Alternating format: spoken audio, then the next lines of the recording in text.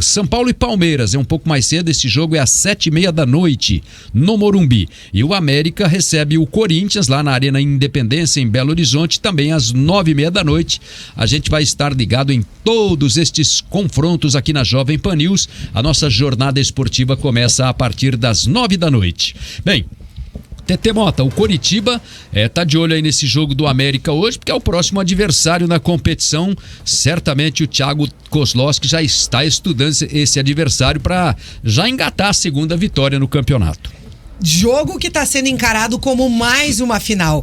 Uma das 25 finais que o Coritiba vai ter pela frente até o final do campeonato. E logo depois da vitória diante do Goiás, na entrevista coletiva, o técnico interino Thiago Kozlowski falou que naquela noite de segunda-feira ia comemorar, ia extravasar, até pelo alívio que essa vitória representou para ele e para todo o grupo. Porém, a partir de terça, já estaria pensando no time do América. E ele não esconde e sabe das dificuldades que vai ser encarar o América Mineiro, jogo que vale 6 pontos para o time do Verdão. Nós temos um jogo dificílimo contra o América, uma equipe muito bem treinada pelo Wagner Mancini, diga-se de passagem, mas a gente vai trabalhar em cima para que a gente chegue no sábado lá junto com o apoio do nosso torcedor e a gente possa conseguir o resultado que nos interessa, que é a vitória. Jogo dificílimo. Ele e todo o elenco sabem, até porque, como o Linhares falou, com certeza todo o elenco do Coritiba vai ficar de olho hoje nesse jogo do América Mineiro. América Mineiro que enfrenta o Corinthians hoje, 9h30 da noite, na sua casa. E aí, a gente já deu uma antecipada no começo do programa com relação aos desfalques que o Coritiba vai ter para o jogo do próximo sábado. Thiago Kozlowski vai ter que mudar pelo menos meio time. 6 jogadores. 5 jogadores estão suspensos pelo terceiro cartão amarelo. Goleiro Gabriel, ao natural, vai entrar o Luan Poli, né? Que é o... E o Luan Poli tomou um cartão amarelo nesse jogo. No banco de reservas, Mas ele não tá entre os pendurados, né? Não tá entre os pendurados. Mas imagina o primeiro cartão. Né? Primeiro cartão dele. O Léo Link jogou esse jogo que o Bento estava suspenso. O Léo Link tinha 2 cartões, tem 2 cartões amarelos no Brasileiro. Os 2 que ele levou no banco de reservas. Ele tomou contra o Corinthians, né? Um cartão. Ele tinha tomado um anteriormente. Desculpa, eu acabei de chutar a TT aqui embaixo da bancada. Desculpa, TT. Ele tomou um contra o Corinthians no jogo que o Bento tomou o terceiro amarelo. E depois ele tomou um anteriormente, eu não lembro qual jogo, mas ele estava pendurado também. Também é. Então, Gabriel suspenso, ao natural entra o Luan Poli. Na zaga tem a suspensão do Thiago Dombrowski. Ao que tudo indica, ele deve colocar o Henrique, até porque durante o jogo diante do Goiás, o Henrique já foi o substituto do Thiago Dombrowski. Pendurado também o Henrique, né? Pendurado. Não se descarta a possibilidade de entrar o Bruno Viana, mas eu acho que é mais a cara do Henrique, até pela experiência, por tudo. Eu acho que é mais a cara dele entrar nessa zaga do Coritiba no jogo do próximo sábado. No meio de campo, 2 volantes suspensos, o Andrei e também o Matheus Bianchi, os 2 que levaram o terceiro cartão amarelo e vão cumprir suspensão. Aí tem a volta do Bruno Gomes no meio de campo. E aí fica a expectativa de se o Fran Sérgio vai estar apto a jogar, vai entrar no bid. Eu acabei de olhar o bid aqui de ontem. Tinha muita gente do Coritiba, até porque mudou o contrato dos jogadores. E agora todos os jogadores do Coxa apareceram no bid de ontem agora como propriedades da SAF. Oficialmente. Coritiba SAF. Oficialmente. Curitiba SAF. Então até entrei ali e tava dando uma olhada. Tem todo mundo, mas ainda não saiu o nome do Fran Sérgio. Sabe quem tá pendurado também, TT? Zé Roberto. Esse não tem mais problema. Esse não vai tomar o terceiro amarelo. Penduraram, né? Ele aí. Então a gente aguarda aí. E o próprio técnico Thiago Kozlowski falou da questão vai ter que mudar meio time. Como trabalhar para essa partida diante do América tendo tantos desfalques? Aí vai entrar uma outra situação que eu sempre prego junto com eles, né? Que é o poder do grupo, né? Num campeonato tão difícil como é o Campeonato Brasileiro, você ter suspensões, lesões, isso é normal, né? E aí essa semana agora, logicamente que nós vamos estudar o América, nós vamos ver o América, vamos fazer uma situação de recuperação dos atletas, né? E aquele que tiver em melhor condição vai jogar. Nós também temos a volta de alguns jogadores que vão estar à disposição, né? É a hora do grupo mostrar a sua força. palavras aí do técnico interino do Coritiba, mas ao que tudo indica, já desenhando um provável time que vai entrar em campo no próximo sábado, o Coritiba deve ter Luan Poli, Natanael, que volta depois da suspensão ao natural, né? Ele é o titular da posição. Até falando mais uma vez como foi muito bem o garoto Diogo, estreou muito bem entre os profissionais, seguro, dividindo, participando intensivamente das jogadas. Aí a zaga com Kusevich e Henrique, não se descartando a presença do Bruno Viana, mas eu acho que é jogo mais pro Henrique, como eu falei, até pela questão da experiência, por ser um jogo tão importante como esse. Na lateral esquerda, Jamerson. No meio de campo, Bruno Gomes, que retorna depois da suspensão. Aí fica a dúvida da possibilidade do Fran Sérgio entrar em campo, se sair o nome dele no bid até a sexta-feira. Moreno, Robson, Rodrigo Pinho pro lugar do Zé Roberto e o Aleph Manga na frente. A escalação que tem à disposição o Thiago Kozlowski, né? Ele naturalmente tem que não inventar muito, né, TT? Esse foi o segredo de vencer o Goiás lá em Goiânia, né? Exatamente. O Antônio Carlos Zago, ele vinha inventando, né? Cada vez que ele ia escalar o time, era uma escalação, era uma invenção, e 3 zagueiros. E aí, né, ele colocou Vitor Luiz de zagueiro. Ele tentou várias fórmulas, mas sempre dentro do mesmo esquema que não funcionava. E ele foi um cara turrão, assim, né? Tem o tio Turra no Atlético, mas ele foi um turrão lá no Couto Pereira, né? Assim, não abriu mão das convicções dele, né? E às vezes o técnico precisa fazer isso.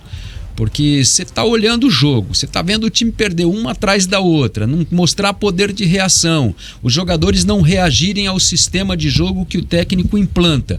E o Zago demorou, aliás, ele nem demorou, ele não teve nenhum momento de iniciativa de transformar o esquema em uma outra alternativa, como fez o Thiago Kozlowski. O Thiago Kozlowski chegou, pegou o time e falou assim, não, vamos acabar com esse negócio de 3 zagueiros, vamos meter 2, jogar um esquema mais tradicional, e o resultado veio imediatamente. E acho que foi justamente essa teimosia do Antônio Carlos Zago que irritou o torcedor coxa branca, né? Até a gente sempre fala, errar é humano, agora insistir no erro daí já é burrice, né, gente? Errar é humano, insistir no erro é errado, eu sempre falo isso. E outra, ele entrava com o sistema com 3 zagueiros e a gente não via uma variação de esquema nem durante as partidas, nem conforme o resultado, conforme o jogo em andamento. Não tá dando certo assim, vamos mudar durante o jogo, vamos mudar pro 4-4-2, né? Enfim, não tinha essa variação, era aquilo ali pronto. E essa teimosia, eu até acho que foi o que realmente irritou, cansou o torcedor coxa branca com relação ao técnico Antônio Carlos Zago. O Miguel Tavares, nosso ouvinte, que mora lá em Portugal, nos acompanha todos os dias, falando aqui, acho que 3 amarelos é muito pouco para suspensão, dizendo que lá em Portugal é 5 amarelos para daí ser suspenso. Campeonatos europeus utilizam 5, né? Mas, por exemplo, a Copa do Mundo são 2 amarelos, né? Porque é tiro curto. Eu acho que 3 amarelos tá de bom tamanho. O futebol europeu, ele usa as competições nacionais, elas em vários países, né? Não em todos, mas as competições nacionais, elas acumulam os cartões. Então, se ele tomar, por exemplo, se tomasse na Copa do Brasil e no Brasileirão, seria a mesma coisa. Se ele ficaria suspenso para o jogo da competição nacional, da Copa Nacional. E foi isso aí que deu problema aquela vez no rebaixamento da Portuguesa, em 2013. Que tinham jogadores que teriam cumprido na Copa do Brasil, foi uma mudança de regulamento e tal, que acabou não ficando, porque deu muita confusão. Everton com H. E aí o André Santos tomou pelo Flamengo, não poderia jogar a última rodada, jogou, o Flamengo foi punido, e o Everton com H era o mesmo caso, também foi punido. E aí o Flamengo perdeu os pontos, a Portuguesa perdeu junto, e os 2 cariocas se salvaram, que caiu foi a Lusa. Porque pouca gente se lembra disso. O Flamengo perdeu ponto naquele caso. Assim, muita gente até fala que o Fluminense ficou à frente de Portuguesa e Flamengo aquele ano. O Fluminense ganhou do Bahia, se não me engano, na última rodada. A Portuguesa empatou com o Grêmio no Canindé. Eu transmiti esse jogo, inclusive. Porque em tese a Portuguesa não brigava contra nada. O Flamengo tinha empatado com o Cruzeiro no sábado. Isso. Né? E o jogador que o Flamengo colocou era o Wallace, o zagueiro. Estava suspenso. Sim, mas o André Santos também. Eu acho que foi o Wallace. Eu vou até checar isso aí de novo. Não sei se foi o André será que a minha memória tá me traindo? Porque contra a memória do Linhares eu costumo acho que era o zagueiro Wallace. Minha, viu? Não sei se era o Wallace era do Cruzeiro, eu não lembro, mas acho que pode ser o André Santos, mas eu acho que era o Wallace. O zagueiro que jogou suspenso, punido, porque aqui aconteceu um julgamento na sexta-feira de madrugada, e eles foram punidos na sexta de madrugada, e aí não houve tempo hábil, os clubes alegaram isso, né? Porque assim, segundo os clubes, a validade da pena seria no primeiro dia útil, que seria na segunda-feira. Exatamente. Por isso, todos interpretaram que eles estariam legais para jogar no fim de semana. E não era essa a visão do STJD. E aí houve a denúncia contra o Flamengo, contra a Portuguesa, né? E a Portuguesa acabou com a perda dos pontos pela inscrição, pela escalação irregular do jogador, ficando para trás do Flamengo, né? O Fluminense tinha escapado. Sim. Né? Porque o Fluminense caiu em campo e aí ficou Flamengo e Portuguesa à frente. Isso. E aí acabou que a Portuguesa caiu em campo, o Flamengo foi o 16º e o Fluminense foi o 15º. Se a Portuguesa não coloca o Everton para jogar... O Everton entrou no segundo tempo, jogou 15, 20 minutos. O Guto Ferreira era o técnico da Portuguesa.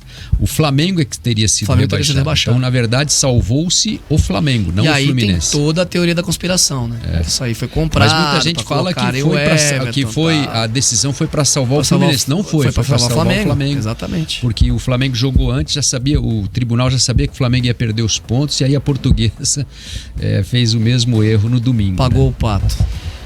Quero mandar um abraço aqui pro Coxa Branca Amauri, ouvindo a gente lá no Capão Raso. E mandar um abraço também pro Rogério Casado, que nos escuta todos os dias durante o trabalho. Ele falou aqui que que agora o meu mundo é aposta só. Eu falei pra ele, o negócio é isso aí, é jogar com responsabilidade, né? Claro, pra maiores de 18 anos.